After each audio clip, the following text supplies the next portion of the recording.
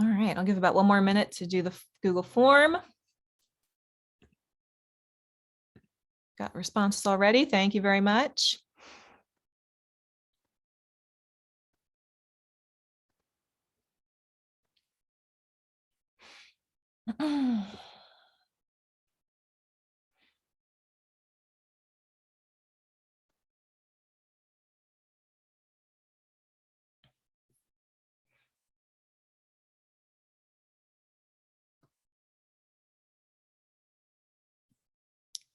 All right.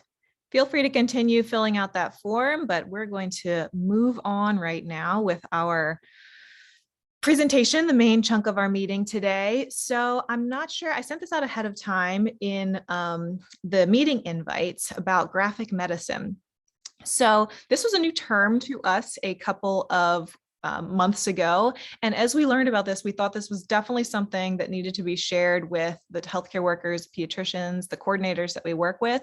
Really a new field for us, and hoping that some of this information will be really exciting for you guys as well. So happy to present Matthew No, who is a collections and knowledge management librarian at Harvard Medical School. And he's also the president, I believe, of the Graphic Novels and Comics Roundtable from the American Library Association. So welcome, Matthew. And he has brought with him Alex Thomas, who is a pediatrician and a cartoonist and illustrator. So very, very excited to have both of you guys. I'm going to make sure that you are spotlighted for everyone so that we can see you guys, and take it away. We'll have a time at the end for questions. So as they go through graphic medicine, keep those questions. You can put them in the chat, and then we'll have some time to answer questions at the end. So thank you both, and I'll pass it over to Matthew.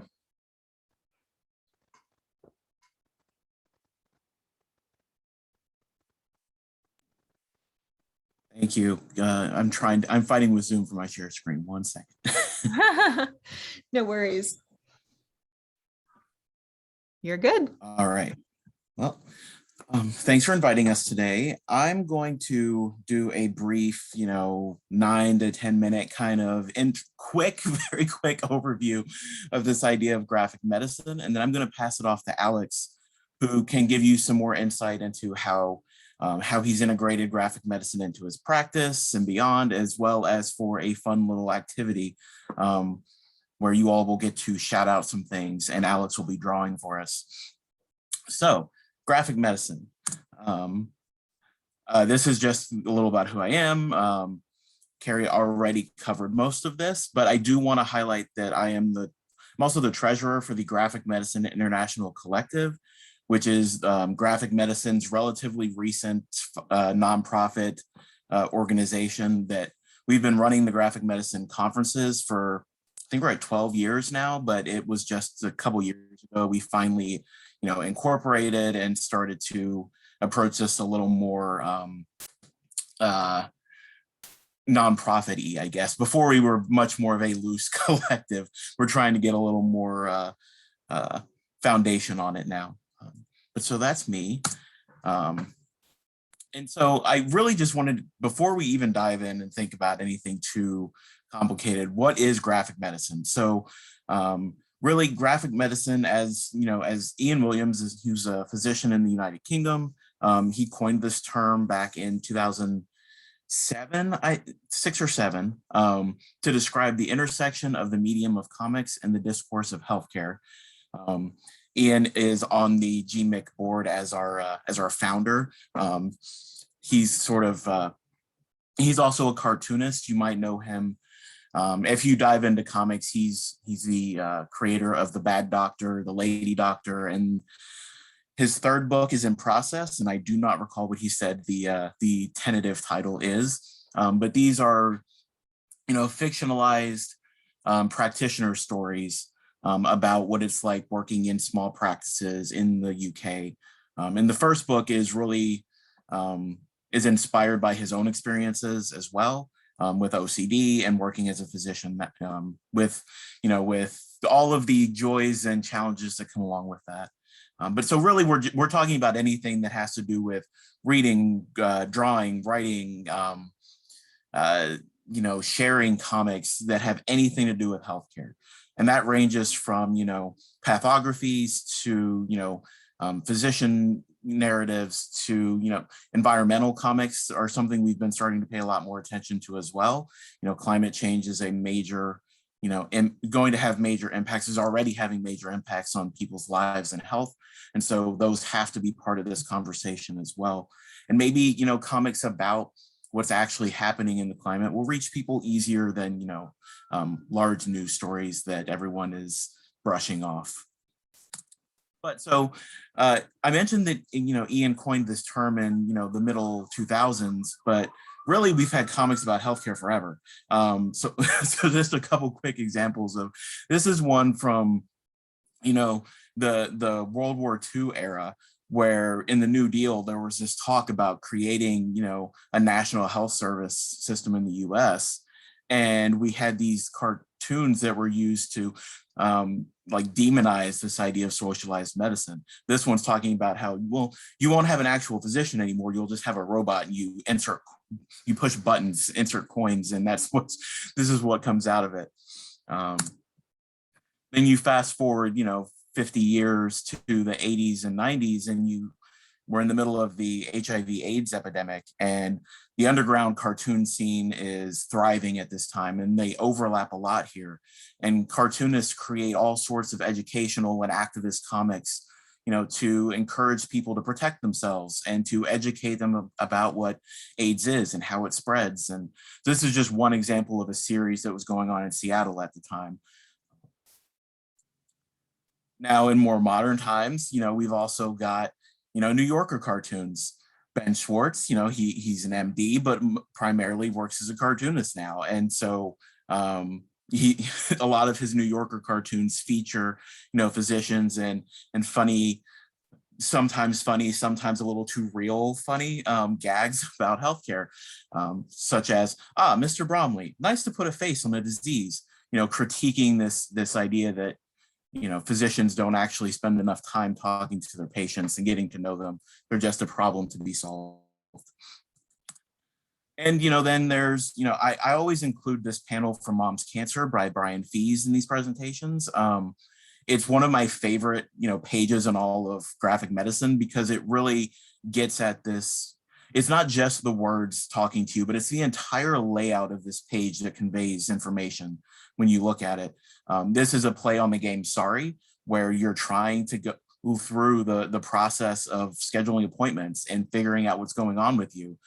And it's, even if you're inside the healthcare system, sometimes it's a game of, oh, I got to this point, whoops, go back to the very beginning of the game because you contacted the wrong person from the get-go, and then start over. And sometimes it's just lucky chance that you wind up in the right spot. And so I show these panels to illustrate that, graphic medicine is covering a wide range of things. We can be seeing patient experiences. We can be seeing, political cartoons. They all fall under this umbrella. And so there's a lot of entry points and a lot of ways to engage with this. Blank screen. Another way to engage with this, these are Post-it note comics, basically. And they were created by Anita Ravi, who's an MD and MPH, and worked with a clinic that was serving, refugees and victims of abuse, and people who may not have what we consider a stable home life. And so she was drawing these as examples of how to try to, or what she's experiencing in her practice, and to try to get the problems across to the medical establishment, if you will. So like this first one, just don't take these on an empty stomach. How often is that something you tell a patient? Well, they might not have an option. Like if they go home and they don't have anything in the fridge, does that mean they're not supposed to take their medicine at all? What's better, to take it on an empty stomach or to just not take it at all? If you're a patient, you don't know what the right answer is here. So to be aware of who we're serving and think about what their life situations might be. And this other one was talking about, how zip code is a major determinant of health. And something we have to take into account. And we're seeing that right now with COVID as well.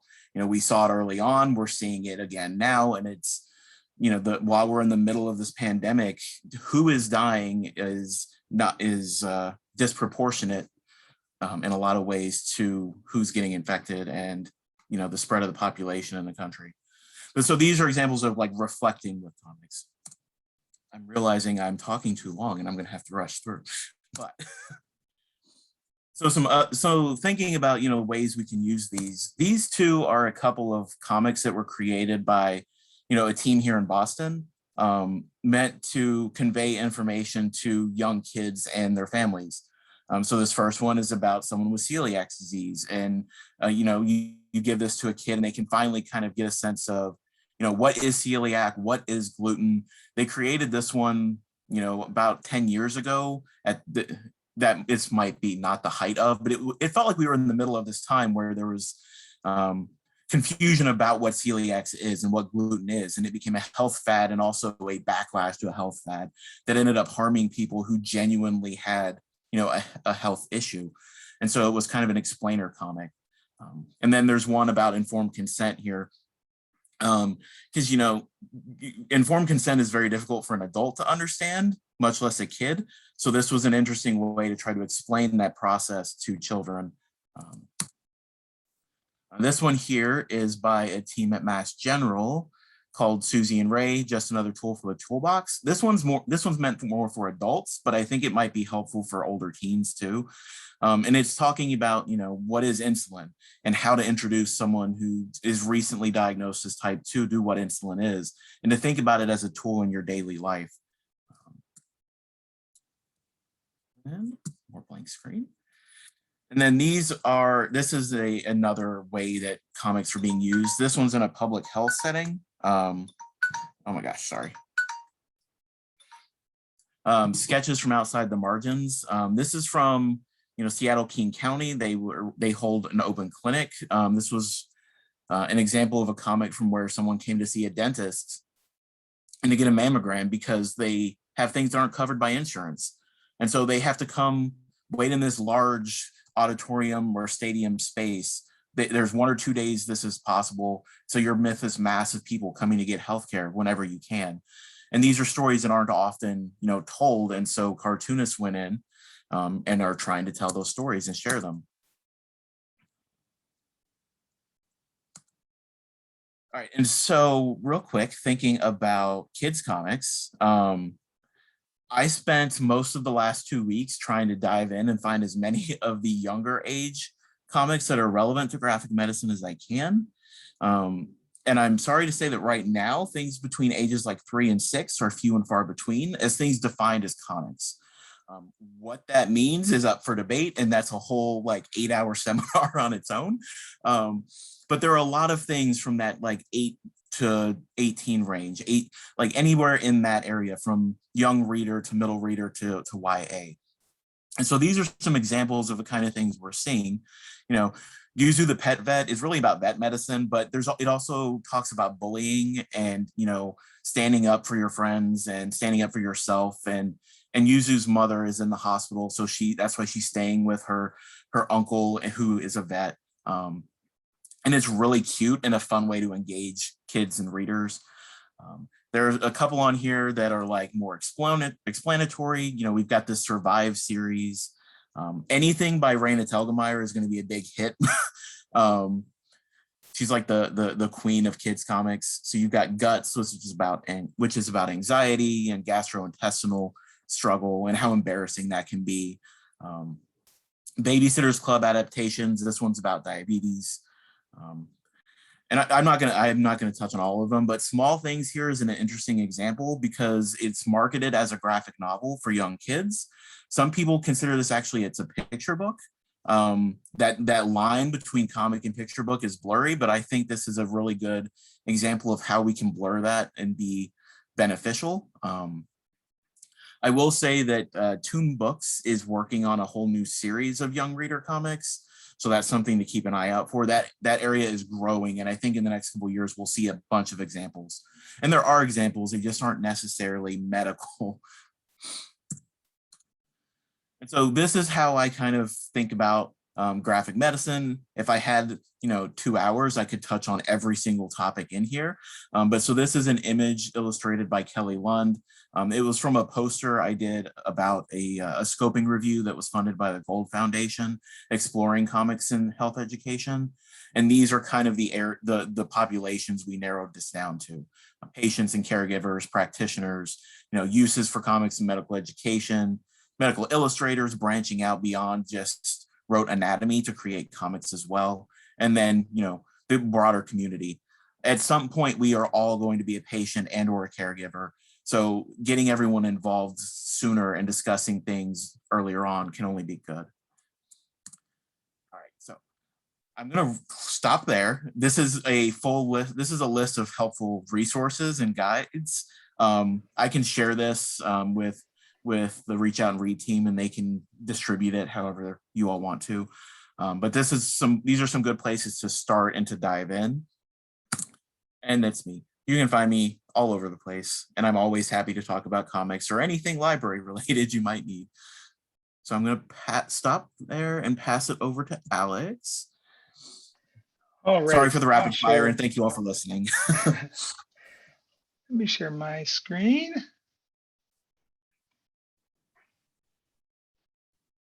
Okay. So thanks, Matthew. So as you guys heard, I'm a pediatrician. I'm also a cartoonist. And I wanted to talk to you a little bit about kind of how I apply comics with patients in different forms. So I am a pediatrician and an allergist and immunologist. I studied art as an undergrad and kind of have always drawn comics, from childhood on. And then through my training, kind of found ways to apply it with patient education. And then as I did that, I kind of discovered this whole graphic medicine community about a decade ago. And now I'm a board member, along with Matthew, on the Graphic Medicine International Collective board. So in that time, I created with a friend of mine a company called Rooster Shop Media, where we create comics, comic books, different kinds of illustrated works that use the language of comics to help educate people of all ages on various health topics. And I'm going to run through just some of these examples, just so you have an understanding of the way the comics can be applied as a medical practitioner. Now, my specific area of interest is health education, because I find an extreme utility in using comics to teach kids about very complex health topics. And we've worked with lots of different organizations and universities over the years to create a lot of these works. And a lot of our work has also been part of research studies that have gotten published and look fancier than just a comic to non-comic readers. So this all started during residency when I was realizing that a lot of the kids that were getting readmitted to the ICU for asthma exacerbations, it was mainly due to confusion about their medications. And then when you talk to their kids and their families about some of these issues, a lot of it was because the inhalers looked identical. The ways to take them are totally different. The color of the inhaler may change depending on the patient's insurance and the pharmacist's, proclivities at the time of dispensing medication. So it was very confusing. So what I wanted to do was to find a better way than what was already being used in terms of education, of teaching kids not just the names of inhalers, but actually the mechanism of action of their inhalers. And I did that by creating characters, comic characters that embodied these medications. So instead of a regular albuterol bronchodilator, I created Bronco the bronchodilator, a fast-talking cowboy that uses his lasso to loosen the muscle bands of an airway. And to contrast that, instead of inhaled corticosteroid, I created Coltron the controller, which is a powerful but kind of slow-talking robot that has a fire extinguisher arm that decreases the inflammation inside the airway. The idea being that if kids know the story and know the characters, they'll more intuitively understand the mechanism of action of their medications. And from that, we created kind of a large multimedia program of lots of different ways to approach these topics with kids. So they include comic books, posters, videos, trading cards that are styled after Pokemon characters, and then also inhaler labels to actually give the inhalers faces to remind them of the lessons they learned in the comic.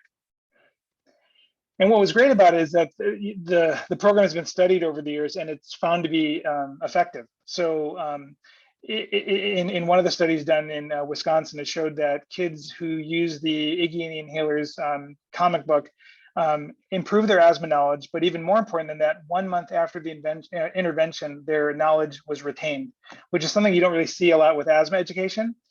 And I don't know exactly why that is, but I know personally in my own practice with patients when I use my comics, is that the kids tend to keep the comics and read them and reread them. And part of why that is that comics have that rereadability aspect to them because there's so much to take into a comic. So, you know, a lot of times when a child reads the comic for the first time, they may focus on the words, and then they may want to look at it again and focus on the pictures. Then they may want to look at it again and focus on different pages and compare them back and forth to each other. So with comics, there's a lot of interplay that allows for opportunities to read and reread and reinterpret the information. And so for transmitting knowledge, that's really great because you can really provide kind of more long-lasting information that kind of sticks in a child's mind. So it's won some awards for the over the years, and it's been associated, you know, as part of some of the kind of official programs from some of the national asthma organizations. And it's used currently in hospitals all over the world. So I'm just going to run through really quickly just some other ways that we've been using comics to help patient education for kids. One of them is creating post-concussion discharge information for a hospital in Milwaukee.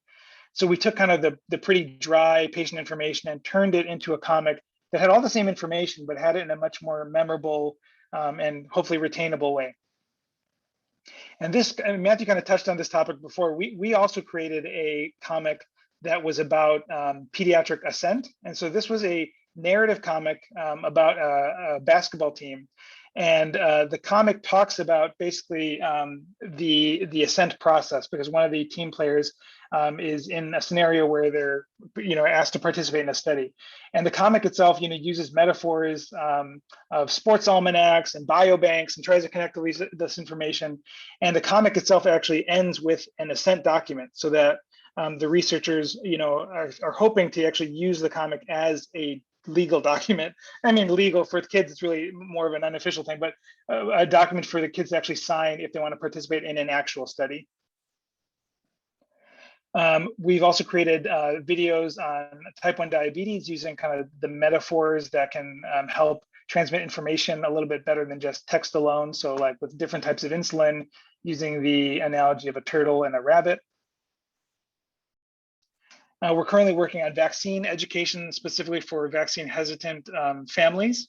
And so we're trying to demystify the science behind vaccines, as well as kind of make families understand a little bit more what's going on at the immune system level using memorable cartoon characters.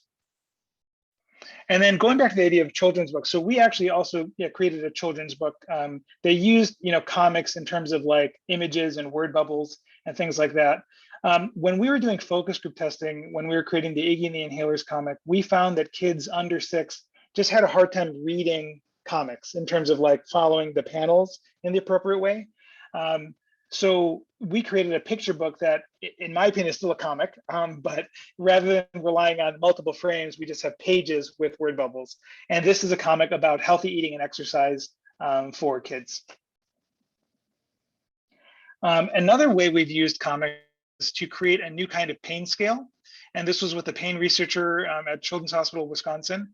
And the idea was to create a pain scale that wasn't like the 10-point Likert scale that's, you know, super confusing for a child to kind of really understand.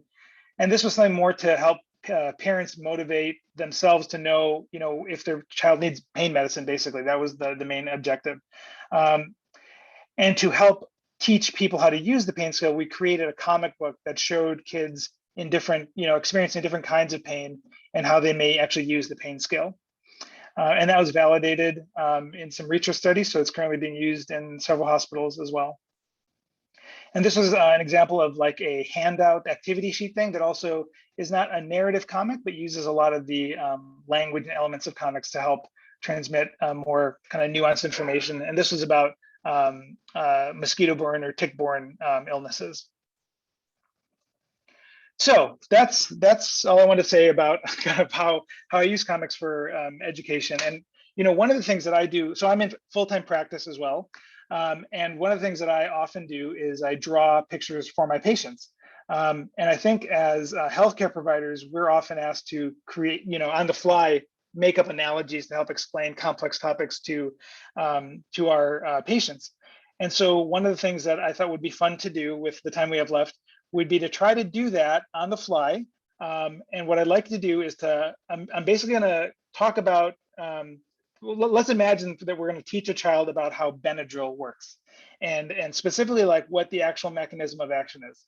And so what we'll do is we'll review the scientific facts, and then what I'll do is open it up on the chat for suggestions of how you'd like me to draw a diphenhydramine character. And then we'll kind of see what we get. Okay, so here is, generally speaking, just to review, and I'm, of course, as an allergist, I'm picking a topic I know the most about, which is Benadryl. So this is, the mechanism of first histamine. So histamine is released from mast cells. It attaches to the H1 receptor and then triggers inflammation in the body. And an antihistamine blocks the H1 receptor so that histamine can't activate those types of effects in a person's body. So that's generally kind of how Benadryl works. And the H1 receptor is located throughout the body, as listed in number 2. It also, in terms of number 3, it can treat those clinical symptoms as hives, itchiness, sneezing, coughing, runny nose. It's a first generation antihistamine, so it can cross the blood-brain barrier and results in drowsiness. So I intentionally picked something that was very dry and wordy to make it a challenge. So let me switch my screen, and I'm going to go to my tablet.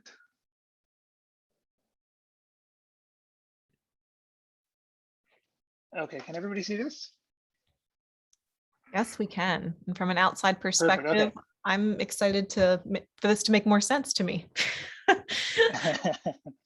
Okay, so I have this here just to remind us, but then as you, let me see, it's not working for some reason. As you guys have ideas on what you'd like me to draw, just send them in the chat, and Matthew will be taking them, and then he'll let me know what to be drawing. So basically the idea is I want to create a character that embodies what an antihistamine is.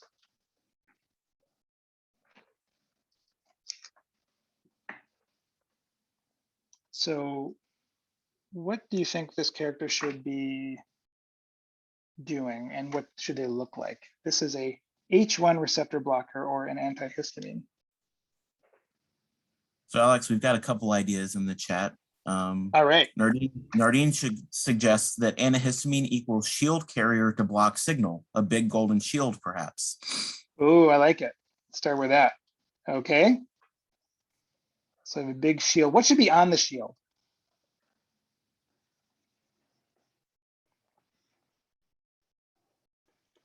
Should there be a logo or a letter or something like that?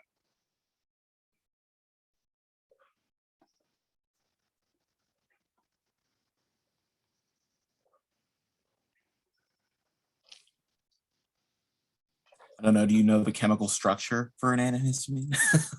Well, I don't think a kid needs to know that. Let's do, how about an H with A and X through it?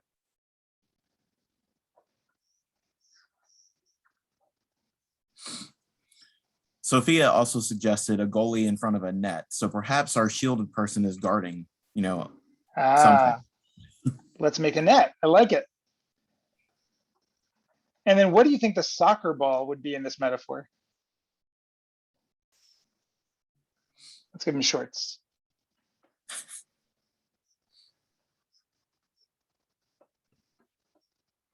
If the net is the H1 receptor, my guess is we can make the soccer ball histamine. We can make a whole bunch. I didn't know how to spell that, but yes, the histamine. There we go. Okay, we'll have an onslaught of histamine. Maybe some of them are bouncing off. And what about the character itself? What should they look like? I've kind of kept it vague. What types of qualities should a first generation antihistamine, if you think about some of the side effects, may cause drowsiness, crosses a blood-brain barrier, reverses rashes. Yeah, is there anything there that may trigger any thoughts on in terms of how we want him to look, or I want it to look, I should say?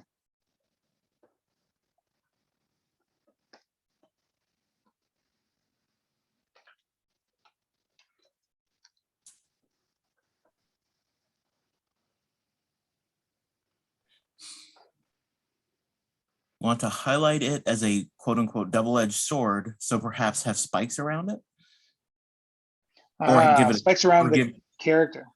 yeah, and or get, Okay. or give them a sleepy face. Ooh, that's a great idea. How about spikes and a sleepy face?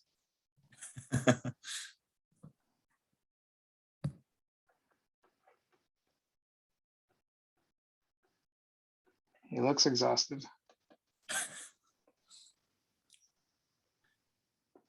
Representing all of us during the pandemic.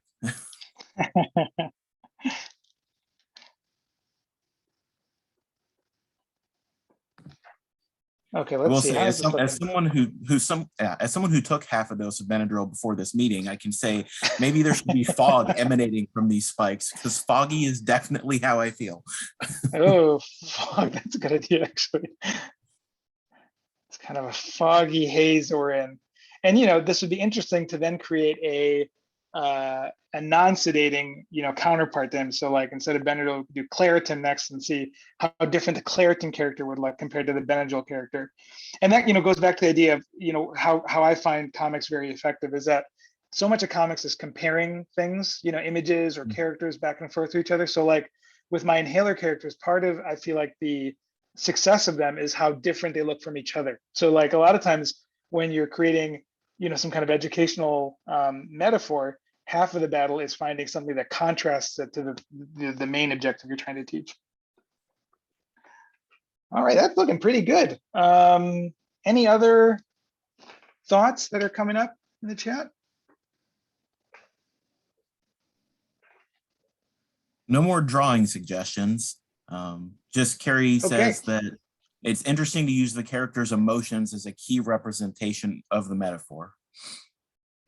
Mm-hmm. Yeah, and a lot of times with these educational comics, it doesn't have to be purely didactic. So when you have a narrative that employs a story as well as kind of the characters having emotions and things like that, it can also help to transmit some of the information you want to transmit. So that's where kind of there's a huge power in comics, because there really is an unlimited potential of the ways you can transmit information. So it really depends on the audience and the way you want to use it. But I hope that this exercise helped just kind of identify the ways that even when you're seeing patients, you can kind of think of metaphors creatively. I think that one of the really amazing things that we learned over the years, especially in the Iggy Inhalers asthma program, is that kids truly understood the mechanism of actions of these medications. And those are things that I didn't learn until medical school, that 8-year-olds just now knew and could tell us with extreme clarity. And so I think part of it is that kids truly do have the potential to learn a lot of complex information. You just need to find the right way and the most interesting way to have them taking that information. So and we can talk offline if you guys have specific questions about resources that are available on certain medical topics in terms of educational materials. And then I know Matthew has a great list of just a lot of the great graphic medicine comics for kids that are out there. But this was just kind of a little dip of your toes into this topic. I want to be mindful of time, so I think I'll wrap things up there. Here is my information, and then if you want to check out our website, graphicmedicine.org, you can learn a lot, and there's a lot of great resources there as well. This is great. And I offered any other questions that people have to put in the chat, but I do have one other question for you guys. When we think about children and social emotional development, that's a huge, aspect that a lot of pediatricians are trying to do their best to share to share how children are developing so much during this period of time. And I wanted you to speak a little bit about how comics can really support that social emotional development and being able to talk about it, since it's a visual medium. Yeah, I mean, I think that, comics are a great way of, well, kids have a great way of relating to comics, I'd say, in that you can really tell a great story with a lot of nuance in a comic. And a lot of these comics for, young adult audiences focus on topics that are, resonate emotionally with kids. And a lot of the examples that Matthew showed are great examples of that. And so I think that, and this is kind of part of the magic of comics that we always, obsess over, is that because comics have these, separate frames to tell a story, if it forces the reader to kind of fill in the gaps with their own experience. So when you read a comic, you inevitably put yourself in the character's shoes and kind of fill in the gaps of the story and fill it in with your own experience.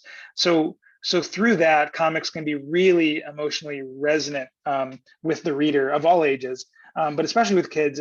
And now there is, compared to when I was a kid looking at comics where it was just like, superhero comics, now there's a world of like young adult and comics for kids that are about really, important topics that are important for kids these days. So I think that this is a great time for kids to be, reading comics and graphic novels.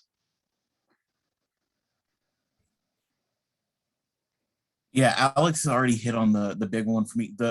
That piece about the paneling. I think about reading comics as a reading is so often discussed as if it's this passive act where you're just consuming something, but that's not really true, because you're bringing your own experiences and your own view of the world and your own understanding to what you're reading. And it's highlighted really strongly in comics because it is this co-created narrative. And it's like, depending on how much time is passing between those panels, you could, sit down as a kid and create your own miniature story in between those two panels and really blow up the story and dive deep into it. And I mean, and you're really seeing with the picture book comic crossover kind of thing, like Small Things. You're really getting close-ups and really large views of people's faces and reading emotions. And it gives you a chance to practice, like, oh, if I see someone experiencing what I saw on this page, maybe this is what they're going through. And it kind of helps build those connections, especially if it's, something hard. Because a lot of the times kids are shielded from that hard stuff and they don't get as much chance to practice how to respond to those difficult conversations. And so these give them an opportunity to gain some of that experience in a, I'm not going to say it's fully safe, but in a safer way. That's great. Thank you. And Leah put the question about ordering the asthma educational comics. And so thank you, Alex, for putting that link in the chat there. So there are opportunities to order this. I'm also thinking, Matthew, all the information you gave, we'll make sure that we send this out with any follow-up documents that we have from this. And we'll also, if you're willing, send out contact information for you guys so that they have that in their email boxes. One last kind of just general thought I have, and we've talked about this with you, Matthew, thinking about how comics, visual aspect of comics can help break down language barriers. Specifically in New York, we are working with families that speak hundreds of different languages. And we said there wasn't really much research about this, but I'm wondering if you guys can speak to any experience with breaking down language barriers through comics and graphic medicine. Yeah, I think, in terms of the work we do, a lot of our work is translated into multiple languages. So comics are, a very, if you create a comic knowing that it will be translated into multiple languages, it's actually very easy to do that. So I think that when you have that in mind, you can kind of, make sure that, and what we do is, through focus group testing of the intended audiences, make sure that whatever story we're creating, resonates culturally with whatever groups that we hope to read the comic. And then two, when we're picking the type of language we use, the dialogue, things like that, that we lay things out in a way that it can be translated into multiple languages. And so from the outset, to create works for multiple audiences of different cultures and languages, is very easy to do. Now, I've not written a novel, so I don't know how that compares to just prose, but I think for me, it seems like a very easy way to do it. Great. Yeah, so I don't know so much with the written or spoken language piece, but I found it really helpful and interesting to look at comics from other cultures for like body language changes and some of the cultural things that come through even in translated manga. Like a lot of the things that are central to, you know, Japanese culture and life, you know, you pick up just by reading these translations. Even though you're not reading it in Japanese, you're reading it in English, but those images are still there, and the way people respond and react to things. And I know it's exaggerated in a lot of the manga people are thinking of. I'm not talking about Naruto here. I'm talking about memoir manga. But so it gives you a chance to really like get a sense of how people hold themselves or how they interact with others, and that does change across cultures. And so it's the visual language is what I regularly see and interact with more in comics. I don't read anything other than English, unfortunately, at the moment, so that's I'm limited in that aspect. It's funny that we learn a lot when we do like focus group testing. So like there's one project where we were creating a metaphor for like data privacy and how there's regulatory organizations that protect your data. And so we created the metaphor of referees.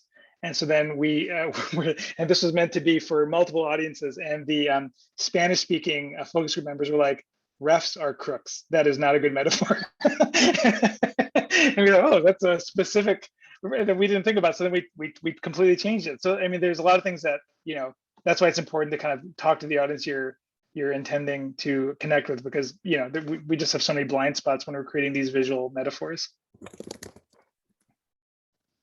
Interesting. I love that. Well, thanks for sharing. We'll definitely be sharing this information with you guys, with all our providers that we have on here. I'll also let you know that we've been talking with Matthew about potentially integrating early literacy and the Reach Out and Read type program, and how that could be represented through graphic novels, through comics, and through stories like that. So we're excited to explore that, and we'll keep you updated on how that project continues. So if I could give one brief plug, I just real quick. So with graphic medicine, we're working on a frontline workers comic project. We're pairing any kind of healthcare provider who has a story about their experience in the pandemic with a professional cartoonist to create a comic about their story. So if anyone here has a story they'd like to share and have a comic made about it, you can email me or just go to the graphic medicine website to learn more about the project. And it's basically something that as the months go on, we hopefully will be making more comics. So I just want to put that out there. That's great. I'm also happy to share that information on our upcoming newsletters and to the people that weren't able to make it here today. Lots of stories, yeah, from I'm sure they have to share. So wonderful. Any last words, Alex, Matthew? Nope. Thank you both. Thank you so much. Again, we'll share this information. We'll share the contact information. Huge, incredible, different field for us. And it seemed like most of our people on this is also a new information. So thank you so much for sharing. We've got about 7 minutes and we've got 2 more agenda items here. So I'm going to remove the spotlights for a second and then share my screen to quickly talk about the AAP new statement that they have on early relational health. We'll send this out in an email, but just to kind of take a look at it, really exciting that the topics that we have been championing the past couple months, early relational health, that we had Dr. David Willis speak about at our June keynote. So take a look at this, really interesting stuff. And we're excited to kind of continue down the road exploring what early relational health is and how we can help best support the parent-child relationship as well as the parent-provider relationship from Reach Out and Read's perspective, and hopefully helping you guys to to reach the families you serve. So we'll send that out to speak briefly on that. And I'm going to hand it over to Nardine then for the Okay, last section. looks like Carrie may have temporarily frozen, but I think to make sure that we end on time.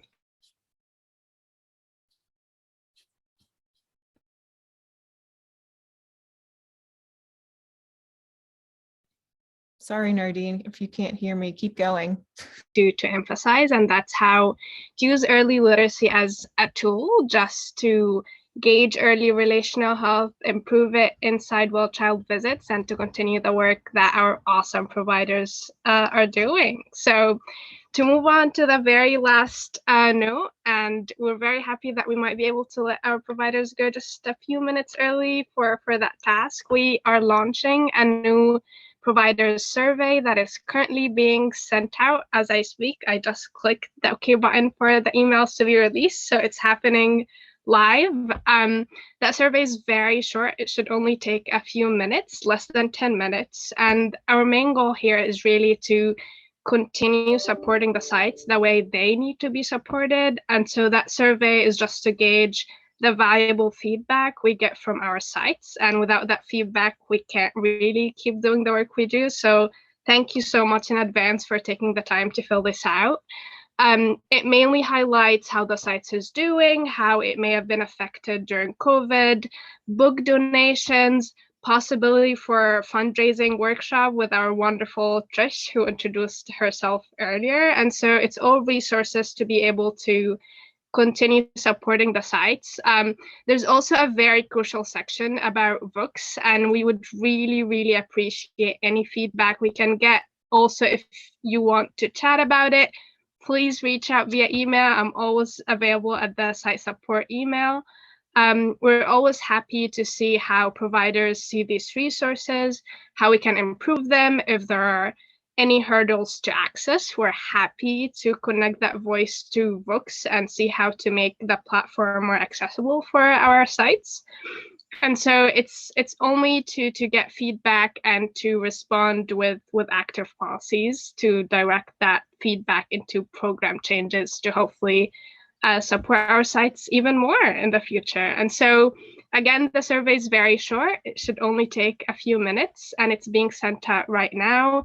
So if you would please take a few minutes to fill out the survey, that would be huge for us. And as always, we're beyond thankful for the work you do. We know a lot of our pediatricians, especially now, are struggling with cases rising in New York. So we hope you're safe, you're taking good care of yourselves. That's our top priority. And thank you for just keeping at it and serving your communities. We wouldn't be here without you, and the mission wouldn't be possible without you. So thank you so very much. It's always appreciated. If you have any questions about the survey or anything else program related, please always feel free to reach out to me or Carrie or anyone on our team. We're always very happy to help. If anyone has questions, drop it in chat. If not, we're so happy to have you all here. And we, as promised, don't want to go over time. And you have 3 more minutes to possibly start the survey. So I'm looking forward to the feedback, everyone. Oh, everyone is just being amazed with Alex and Matthew's presentation in the chat. Yes, thank you so much for being here. Thanks, Nardine. That was a beautiful wrap up. So I hope everyone has a great rest of your Friday. Hope that you're able to start that survey with your extra minutes in your day, and have a great weekend. We'll be in touch soon. Yes. Special thanks again, Matthew, Alex. Thank you for joining us. You're welcome back anytime.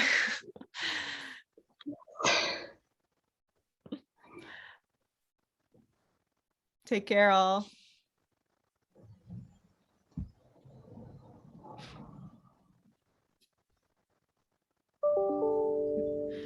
Thanks for starting that survey. Thank you there.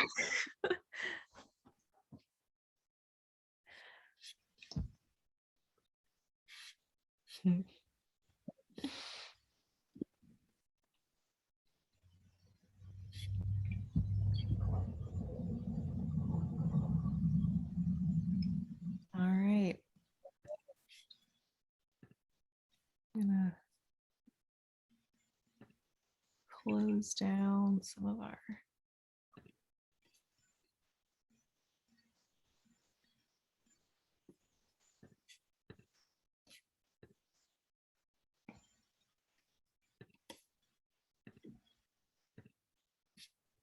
All right.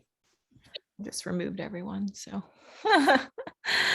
Wonderful. Ooh, We can start recording. we can stop recording. Yes.